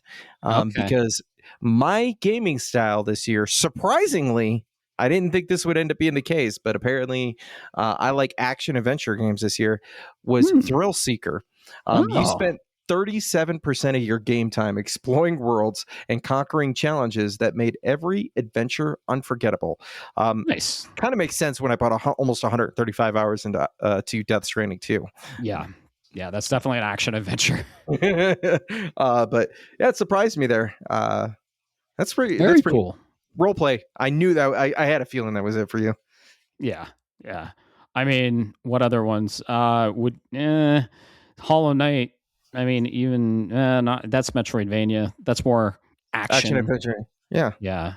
But other than that, let's see the other role playing games I played. I'm just gonna bring up the PS app real quick and take a look. I mean, Remnant II, if that counts, that's kind of an RPG, but I don't think that has counted yet. Borderlands 4, that's kind of an RPG, a first person shooter RPG, looter shooter. Yeah. Right. And Death Stranding, of course. Sea of Stars, I played the DLC, so that counted. That's a tried and true turn-based RPG. And yeah, Monster Hunter, of course. I think it was mainly the Monster Hunter stuff. So yeah, those are the Visions of Mana. That's a huge RPG. I played some Dragon Quest 3 HD 2D remake. Yeah, I'm a huge RPG fan. Can't wait we're kicking it off with a really awesome RPG, Dragon Quest 7. Yeah. So Actually, now I'm thinking about it. This makes sense because I can tell you right now. I looked at this earlier. It hasn't updated some things yet. But I don't think it would really sway too much because based off of its last. So I have Shinobi Art of Vengeance, Alan mhm. Wake 2, Alan Wake, Gears of War Reloaded, Darksiders, Yeah. Last of Us Part 2. Suddenly it makes sense why. Yeah. Yeah. That would make sense that it's leaning more towards adventure. So very cool. Very cool. You are an adventurous type for sure. I'd say third person action adventure is it'd be curious. I'd be curious to see the other ones and the percentages, but third person action adventure is definitely up there for me. So let's see. The next segment total amount of hours you've played and the play sessions. So every time you sit down on your couch, you fire it up and you start playing. And then another cool thing, and I don't know how the fuck they get this information. Probably the hardware ID of the controller. They say your favorite controller that you've used, which is really cool. So the amount of hours I played in the year 2025 total across the board was 1,015 total hours of gameplay. You made the 4 digits. I did. A Remnant definitely helped me cross that threshold for sure. Our 14-hour gaming sesh. And so, yeah, hours played 1,015, a total of 452 play sessions. I, I don't understand how that's that high. There's 365 days of the year. I certainly don't game every year, but there are times where Just wait. Yeah. There are times where I'll start gaming, go make dinner, go eat dinner, come back. I'm not going to keep the application running. I'm OCD with the amount of time I see that I've spent in games. I like that to be accurate. So I'm pretty anal, if you will, about keeping that playtime accurate. So that's probably why that's a little high. Yours sounds like it's higher though. And my favorite controller of 2025, this came out 2 years ago. I snagged it. I fucking love it. It is the DualSense Edge 30th anniversary limited edition You son of a bitch. Yep. Love that controller. It's got the classic PlayStation gray with the colored buttons, the colored sacred symbols, if you will, and that gorgeous colored rainbow PS symbol in the middle. Love this controller. Not surprised that I play with this all the time. That and my black DualSense Edge. So I just go back and forth. Love edging when I'm playing games, Bob. That's how I do it. Yeah. And the DualSense Edge, for those of you that don't know, it's PlayStation's premium controller. It's awesome. It gives you back paddles for your middle fingers and lets you customize the button layout. Incredible controller. Highly recommended if you play games all the time, and love it. I'll never go back. I'm actually getting rid of some of my regular DualSense controllers because I don't use them anymore. I have a lot. So yeah, edging for life over here for sure. Yep. And I say that is my favorite controller was the DualSense Edge Midnight Black. Yeah. I fucking love that controller, and if it breaks because I've used it too much, I'm getting another. Yep. And if the sticks break, you got stick modules you can replace. That is true. Yeah. I have 2 extra stick modules I picked up at Best Buy when they were available, just in case. Oh. So before we get into mine, I wanted to play a little game with you, Matt, or a little preamble for you. Give you a little bit of a preamble games. Because, like you said, not game, but everybody plays, or everybody provides these wrapped up, right? Spotify, whatever. I play primarily on PlayStation, and I say primarily because I also play when I get really fun. When I like to play with the boys, and I play League of Legends. Yep.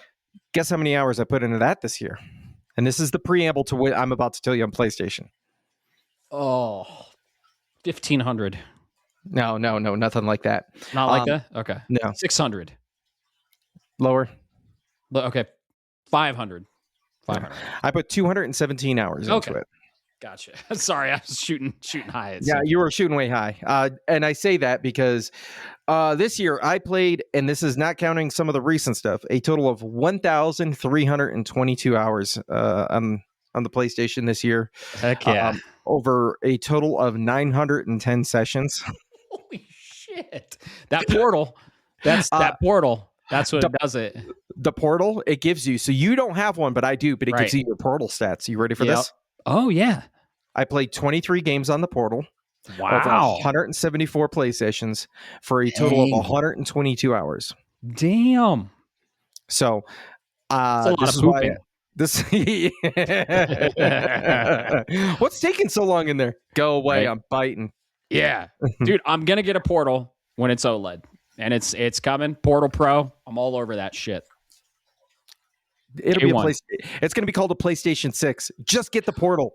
I don't know. I mean, I know we don't talk about rumors, but there's rumors that the PlayStation 6 is getting delayed to 2030 because of the RAM shortage. Yeah, that's what you know what? You know what? I'm okay with that. Good. Yeah, I'm okay with that. They just get the fucking portal. Do it. I will when it's OLED. I bought the portal. I bought the 30th anniversary edition portal. I used it. There's just not a good use case for me. I have TVs in every fucking room that I like. I don't share TVs. I love OLED, and I like being on headphones too. And you have to get the proprietary headphones. So there's just a couple things I need, and OLED's one of them. I'll be on it. I loved what I played. The portal was awesome. You brought yours over. Love the technology. Can't wait to get one. Give me OLED. OLED or no deal. That's such a shame. I use it because I'm watching YouTube, like a YouTube video or an esports event or something like that while I play, or football or whatever it is, right? I'm watching something on the TV, and this I don't do that either. I'm not a big multitasker when it comes to that. I like, just getting into the content, and that's how I play. And I have an iPad Pro too, and it's a fucking tandem OLED, and I can sync a DualSense to that. That, if that works for you, that works for you. But I'm telling you, in my case, it works really well, because that's what I did. A lot of Vampire Survivors. I did a lot of Blatro. I did a lot of stuff that I didn't need to focus. I'm not going to play Death Stranding 2 on my portal. No. I know that. But Ball Pit, another great game on the portal. Things like that, right? Oh yeah, I can think of a ton of games that I would love to play on the portal. Turn-based RPGs, pixel art stuff. Yeah, like, I'm interested. Just give me that OLED, baby, and I'm in. Fair. I'm in. If that was the only thing they updated, and they didn't update anything else, and they're like, "Oh yeah, we have an OLED model. It's the same thing, just an OLED." I'm in. Count me in. You take my money. Yeah, and I have the Switch 2 as well. So like, so I haven't even seen a Nintendo Wrapped. They haven't released one. Maybe they're going. I don't think they will. At some point, they did last year, and I saw how little I played my Switch 2 or my Switch 1. So, yeah, and I have an OLED Switch as well. So, yeah, I'm very interested in the portal, but the next pain is, thank you for being a member of PlayStation Plus. You've been a PS Plus member for 12.5 years. I started when they started. I created my PSN when PlayStation created PSN. And in 2025, you played 11 PS Plus games. So that's cool. Dude, you got me. Barely, though. Oh, yeah? You have been a PS Plus member for 12.1 years. Yeah. By like 3 months, dude. Dang. Yeah. Well, a little bit more than that. By like 6. I think 12.5 is the max you can get, because the moment they started PSN on PS3, I created an account. Yep. Dude, that's awesome. Yep. And I played for cares 23 PlayStation Plus games. Nice. Utilizing your subscription a little more than I am. I played 11. Yeah, I downgraded, so it'll be nothing next year. Well, I have I told this story before. I'm PS Premium, and the only reason is, dude, throughout the years, I went on CD keys and I got like $25 year PS Plus cards, and I stacked like 10 years. And then when they increased all the pricing, they were like, "You've been a PS Plus member. Do you want to upgrade your your stacked 10 years to PS Plus Premium for $160 total?" I was like, that math doesn't make sense in my favor. Yes, I would. So I'm a PS Plus Premium member until 2034. Till the PlayStation 20 is out. Yeah, I think PlayStation 7. I think I'm Yeah, a PS Plus Premium member. So I would not be a PS Plus Premium member. I would probably do Essentials because you still get the free games. And then the PS1 Classics, I would just probably buy a la carte because they're like, what, $10 or something like that. But yeah, that's the only reason I'm a premium member. I would be Essentials or even Extra, honestly. So I buy my games. I'm not a big fan of the subscription model anyway. But when they gave me that option, I was like, yes, yes, yes, yes, yes, yes. So I think, I don't know, there was some sort of crazy error in my favor, and I guess I utilized it. I capitalized on it. So yeah. Yeah. So the next one, really big one, it's the trophies. It's the trophy section. And it breaks down each category: platinum, gold, silver, bronze. A big milestone I achieved. So there's a trophy level, if you will, and there are trophy tiers. So I think once you hit like 100, you get bronze, and then there are 3 tiers for every tier. So it's bronze. It's your tier, and then an outline into that tier every 100, and then you get wings on that tier. So it's like when you start getting into silver, gold, it's really fucking hard to gain trophy levels. It's like exp in a game, right? You're the further you go, the more you need, and it's getting crazy at this point. But I actually earned my silver wings this year, and to give you a idea of how much is actually required to go like up even a few levels in 2025. So let me preface this. I don't play games for trophies. Trophies are a metagame I enjoy. I do like the trophy hunt. There are 3 things I will look at before I start a game, and they won't determine if I'm going to play the game. Trophies don't determine if I play a game. It determines if I'm going to platinum it, though. And I look for missables. So if there are missables, I look for a difficulty trophy if I need to start a difficulty, and then I look for glitch trophies, like bug trophies. Apparently, I didn't do that for Doom, and because I played it like day one, sometimes these lists aren't even updated. And dude, glitch trophies are the fucking worst. So those are the 3 things I look for. I certainly don't start games for the trophies, right? It's a tacked on metagame that I enjoy. Also, I do not use a guide for a game or a trophy guide until I roll credits and I beat the game. That is just a personal rule of mine. And it's like, I don't want to get spoiled or stuff like that. So, and I like just diving into the game, enjoying it at my pace, and having fun with the game. Right. So my trophy stats, you'd think I don't do that because I have a lot of trophies. And I have a lot of platinums. So in 2025, I earned 692 total trophies, and I got 487 bronze trophies, 134 silver trophies, 56 gold trophies, and 15 platinum trophies. So my trophy level, take a guess at how many levels I gained on my trophy level with all of those: 692, 15 platinums. So the question is, do you get more level experience, if you will, for platinums? Do you know? Not a lot, actually. I've seen people with less platinums than me. I think I have 160 total platinums with less platinums than me, and they have a higher trophy level. Okay, so I'm going to take a guess. You went up about 24 or 25 levels. 15. Oh, okay.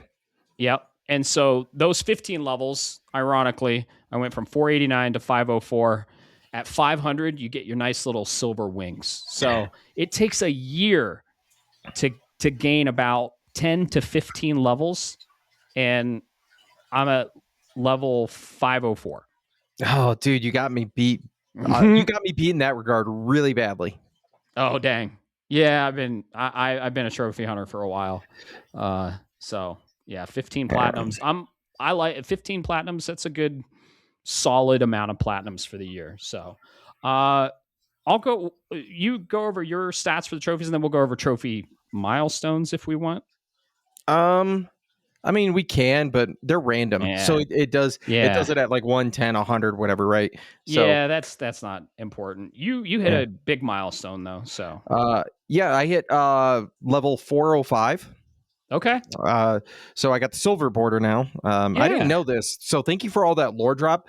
To me, I'm just like number go burr They and started go this higher. in 2021 or 2022, I think. Okay. So, yeah, really cool. I like it. Um, well, I really like it. You were right. Just to give you more, and there's a reason I guessed what I guessed on yours, and this gives you an idea of how much work it takes, folks. This year in 2025, and it's missing a couple. I earned 1,080 trophies, Dang. 862 bronze, 153 silver, 53 gold, and 12 platinums. I went up 26 levels. Yep. Yep. So you're at 405. You're about 100 levels under me, so that you get the idea of how slow of a crawl it is. I know a good friend, good listener of the show. He's in the draft too. He's a gold star 600 plus with the gold border. Oh my god! And to give you an idea of what like that pacing, folks, is or like if we kept this pace, I might catch up to you in like 4 or 5 years. Yeah. It's tough. It's great. It's like the lifetime of your gaming. Like I started trophy hunting when trophies were released in 2007, I believe, with Pixel Junk Eden and Super Stardust HD on the PS3. That's not slim. I was out by then. Yeah. Well, no, I was primarily 360, so I was chasing gamer score too. So same here. Now you got me wondering what is like the earliest trophy that I have if I go down on PSN profiles, which you can do, folks. PSM, shout out to PSM profiles. You get stats and everything like that. That'd be a cool episode. Go over our stats because the cool one I see is like the completion rate. You probably don't want to look at yours. No, you don't want to.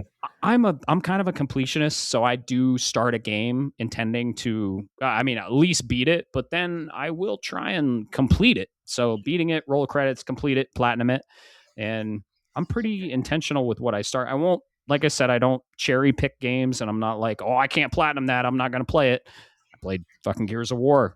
That's got an impossible platinum, and I was like, no, I like Gears of War. I'm going to play it. I'm accepting I'm not going to platinum this game and put an extra 50 hours into grinding a fucking stupid multiplayer trophy. So yeah, that's fair. I looked, by the way. Yeah.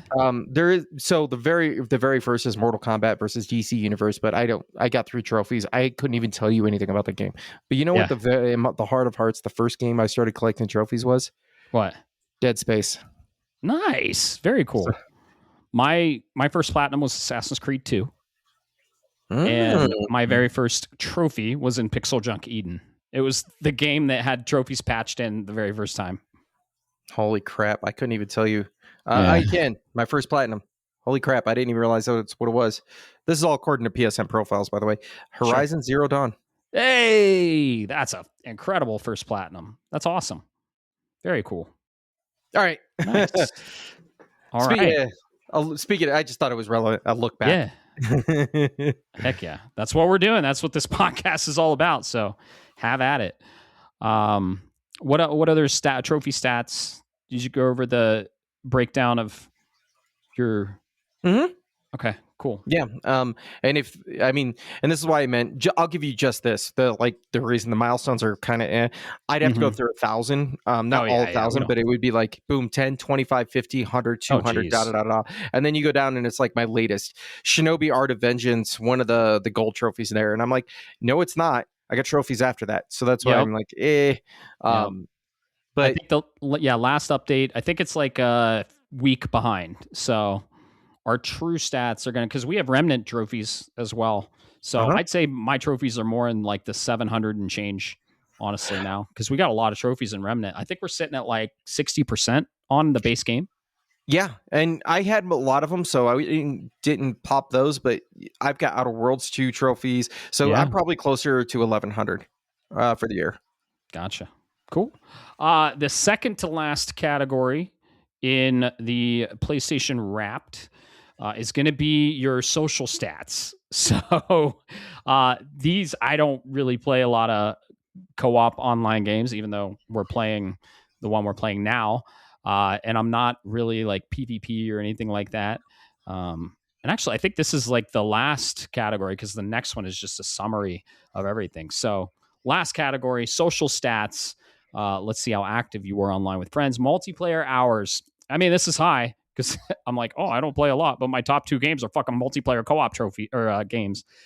Probably Monster Hunter World. 248 total multiplayer hours over the length of 2025. I have joined a total of 99 parties. Parties are voice chats when you're playing the game on PlayStation. Broadcasts. I have a Twitch channel, twitch.tv/neocharge, but you can also catch me on twitch.tv/shapes of gaming. I do broadcasts. I've had 237 broadcasts on Twitch. The amount of messages I've sent over PSN, 2,851. Jesus. Now get this. The amount of new friends I've acquired on PSN the whole year, 5. I keep my crew pretty tight. So, yeah, share play sessions 0. I did not do any share play sessions in 2025. So those are my 2025 social stats. Interesting numbers. I love this metadata, and I love that they do this and they share it. So how about yours, Bob? Because if you say you don't like multiplayer games, Right. With those numbers, I look like a guy who never leaves the house or touch grass. Well, or I ever played talk a lot to of anybody online. Right. I did play a lot of Monster Hunter, so that did bump those stats up. Weirdly, this year, it's not normal for me to play that amount of multiplayer hours. So, yeah. That's fair. Because out of the 86 hours I played Borderlands 4, probably most of them were the 83 multiplayer hours I got in 2025. Holy shit. I have Dude, that's going to be cranked to an extra 25 from Remnant too. Yeah. Joined 30 parties, 32 broadcasts. I need to get better at it. It's a habit thing that I got to remember to do. 49 messages sent, and I gained 4 new friends along the way. And that, I think, is the real message of the system. That's the real treasure of the year. Yeah. The friends you gained along the way. All 9 total across both of us. That's basically an RPG party. We created a total RPG party, including us. That's 11 people. That's like a solid RPG party. That absolutely is. And then you are right. The last slide is just a thank you, but no, if you are doing this, folks, get it soon. I think it'll be too late by the time you get this podcast, but get it soon because there is a code at the end for a PlayStation avatar as a thank you. Yeah, which is cool. Free shit. And that is actually, so every year I like these avatars. They usually have the sacred symbols, right? The square, triangle, circle, cross, or X, or whatever the fuck you want to call it.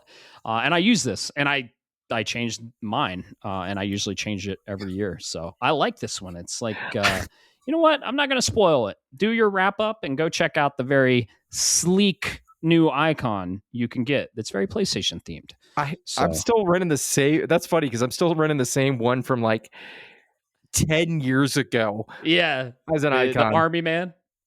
You know what it says, right? I read it one time and I cracked up. Yeah. What's it say? Holds the glass. He's holding one of those tin coffee mugs, and it says, "How about a nice glass of shut the fuck up?" I love it. I'm surprised that hasn't got flagged. I love that. Maybe they don't have the object content recognition. They can't recognize the characters, but yeah. Don't report them. Please don't. It's been running good now, and I'm just like, I could change it, but this is too good at this point. Right. Right. You know what's even worse? Speaking of those icons, before we wrap up here, Yeah. my Steam account, Mm-hmm. I'm still running the same avatar from back in 2004. Dang. It's the Sniper Okay. Kitty. Nice. Very cool. Yeah. Very cool. There were some free avatars they released in light of Ghosts of Yote. One of them's a wolf. One of them's the wolf. And Oh. I don't want to get into spoilers, but the wolf is, I mean, it's in the marketing. The wolf is prominent in the game, more prominent than I thought, which is awesome. So go play it. But I was thinking about changing it to that, but then I was like, no, I like the symbols. I'm a big fan of the symbols because I have the fucking tattoo of the sacred symbols on my left forearm. So it's a big identity. It symbolizes every single game on PlayStation, right? So Yeah. yeah. Another notable thing in the summary is PlayStation will kind of show you the games that are coming out next year, and they put prominent games up there. And this is they usually market it's interesting what they're marketing. I mean, last year they marketed Lost Soul Side and Concord, so I don't know how much weight you can put into this, but there are some games they're marketing, and that is Pragmata, 007 First Light, Halo. Halo Campaign Evolved is in there on a PlayStation marketing, which I still can't get past. Wolverine front and center, Saros. So it's interesting because Wolverine's front and center, and then they have Saros on the right of it, which are two first party PlayStation games. But then on the left of it is Halo. And then below those two, Resident Evil Requiem. Super excited for that. And Neo 3. Be another reason my multiplayer numbers will be up next year because we're playing that one, dude. Absolutely. 100%. And I'm going to be wide-eyed and just aghast the whole time. Why? How am I playing Halo on a fucking DualSense Edge? Oh, I wasn't talking about just Halo. What? Oh, we're Neo playing, 3? We're playing Neo. Not on launch, but we are playing it. Yes. Because it launches one day after Dragon Quest 7. And I think we are going to be playing Dragon Quest 7 parallel. Fuck. So, yeah, you didn't know that? Welcome to 2026, bitch. February, March are stacked. You still got a stack of games for last year. Get to it. Yeah, exactly. That's what I get. If I may take a moment, sure. Matt, please. I'd like to say, folks, internet is not real. If you read and you hear where are the games, there are no games, folks. I put 1,300 hours into my PlayStation alone this year. 96 fucking games, and guess what? I still have 6 or 7 on my shelf that I haven't been able to touch or finish. There are games. They're just no good games for you right now, or you right, just the people that are bitching. Yeah, or you're just not interested in the hobby, and if that's okay, yeah, it's okay to to graduate. I graduated from Nintendo. It's okay, folks. Do it. 1,300 hours, 96 games. But where are the games? Right. Yeah, 1,015, 48 games, and I still have a crazy backlog. See, I think the people that are bitching about no games, they either don't play video games and they're just trolling because negative behavior is rewarded on these social media platforms, which is unfortunate. And or they're just kind of out of the hobby. They're migrating out of the hobby and nothing is for them. But dude, if you're a gamer, there's something for everyone out there. All these games are incredible. 2025 was one of the best video game years in a while. Yeah. So there were so many great games. I mean, of course, at the Game Awards, Claire Obscure wiped the floor and cleaned up, and it was my game of the year. But man, Death Stranding, Ghosts of Yote, Silk Song, all these incredible games came out. There's something out there for everyone, and yeah, I can't wait for 2026. I think it's going to be another great year. Yeah, there's something for everybody, man. And if you don't know, if you're not sure, talk to your friends. Hit us up on Discord. Discord. There's something for you, I promise. Like I told you, I believe I told you recently, a coworker of mine who's not really a gamer, but he likes to play games with his sons, asked me about games, and he knows what we do, or what I do, and everything else outside of work. Mm-hmm.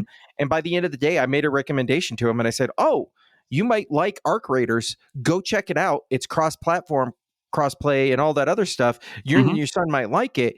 And then, sure enough, he hit me up today after the Christmas break. He's like, "Dude, I played all weekend with my son." That's awesome. That's I'm like, creating incredible "Awesome." memories too over the holidays. Yes. I'm like, there you go. Is it my game? No. Am I interested? Yes. But at the end of the day, there is something for everyone out there. Exactly. Yeah. And like Bob said, if you're not sure of what to play or what's for you, hit us up. We're inundated and ingrained in the video game industry. And we, most importantly, understand that video games are subjective. If someone came to me and they're like, what console should I buy? I'm not going to say, oh, PlayStation is the best one. I will have follow-up questions. And my first question is, what's your favorite genre and what type of games do you like to play? Mm-hmm. Oh, you like competitive first-person shooters, not really third-person narrative-driven games? Probably should go Xbox or PC. I mean, Xbox kind of isn't in the game anymore, so Yeah, PC. I'd recommend go to a PC. Yeah, absolutely. Pre-built will do you well. Yeah, just be careful with the RAM. So, yeah. Yeah, dude, so many great games in 2025. We already have a list of the 2026 games, and we're going to go over a lot of them in our next episode, the next bonus episode, which will go live Sunday, January 4th. We're going to be drafting games, and we'll go go over all of that in the draft episode, but we will be hitting the games that are coming out in 2026. My list already has like 20 dated that I'm excited for, and just a slew of them undated. And we got all the events. We're probably going to get a Nintendo Direct in January. Nintendo is holding their cards close, but we'll see what their strategy is. Bold strategy, Cotton. We'll see if it plays out for them. We got Xbox events. We got Summer Game Fest. We probably have 4 or 5 PlayStation State of Plays this year. We're going to cover it all because we are passionate about this entertainment medium, and that's why we started this podcast, because we like drinking beer, talking video games, and sharing it with you all. And most importantly, talking about after the event, and having that conversation after we play the games. It's kind of like a digital book club, if you will. That's what the Discord is all about, and that's what we're all about. And we've had a blast in 2025, and we are looking forward to 2026 even more. I agree, man. It's been a hell of a ride so far. I love what we're doing here. 2025 was a banger in terms of the games. I look forward to 2026, and I look forward to playing games with folks and talking about them. Absolutely. And you have something special personally when you're having a bad day and you podcast, and it makes your day better, honestly. And I'm so grateful for the friendships I've made and the people's lives we've enhanced and made a positive impact in, because that's honestly what it's all about. And hopefully you can come to our Discord and just share your passion and talk to passionate, like-minded people in whatever you're into, in the nerddom. So yeah. And that is to note, Matt. It is important. I really want to stress this. We don't do this as a trying to generate funds and kick some big. No. We do this because it's a passion. I just want we want you to be here. Come talk to us. I play fucking mobile games sometimes. So I will talk to you about any game, and I will let you chew my ear off about anything, man. Hit me up anytime. I love what this medium does. I've been playing it for 37 years or something like that. 36 years, 37 years, something like that. I'm a grandpa in the industry at this point. So definitely, I love it. I love talking about this. And I look forward to meeting some new friends in a week, man. Heck yeah. Oh, dude, MagFest is going to be full of them. And yeah, like Bob said, this is completely nonprofit. We do this because we're honestly passionate about it. And we wanted to start a community, and we wanted to get like-minded people together because we're kind of a rare breed. Gamers in general, not a lot of people have the gaming hobby. And then when it comes to like single player narrative driven stuff, uh, I'd say that's my focus, and that's even more niche. But the Discord is for anime lovers, video game lovers of all genres. If you're into it, we probably have someone that's into it as well.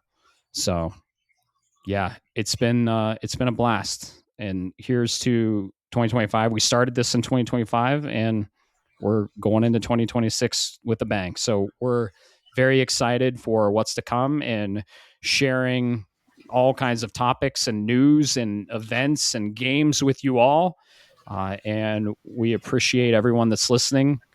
We appreciate the community, and we hope you have a very happy new year and a very awesome 2026.